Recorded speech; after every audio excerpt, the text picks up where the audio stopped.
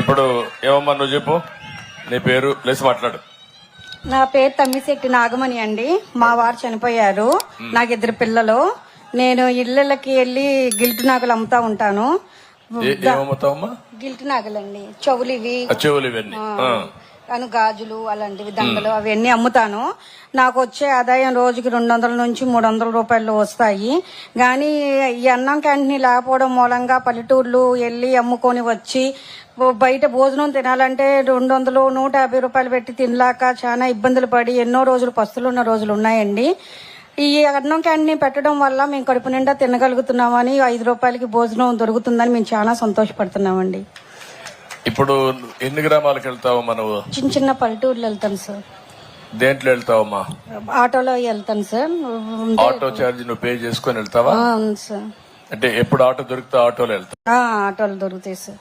ఇప్పుడు నీకు ఎంత లగేజ్ ఉంటుంది మొత్తం మోసేది? ఉంటుంది సార్. ఒక ఎన్ని కేజీలు రఫ్గా? ఒక 5 కేజీలు 6 కేజీలు ఉంటుందండి. నువ్వు మఫెడ్ ఇస్తే నేర్చుకుంటావా? అంతే సార్. స్కూటర్, చిన్న స్కూటర్ ఉంది కదా, నేర్చుకుంటానండి. నేర్చుకొని నువ్వు పోయి అమ్ముతావా? అమ్ముకుంటానండి.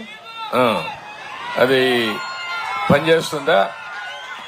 పనిచేస్తుందండి. తగిలించుకుంటే బాక్సులు అటు తగిలి సంచులు తగిలించుకొని చేత పట్టుకొని వెళ్తానండి ఇప్పుడు దాకా. ఈ అమ్మాయికి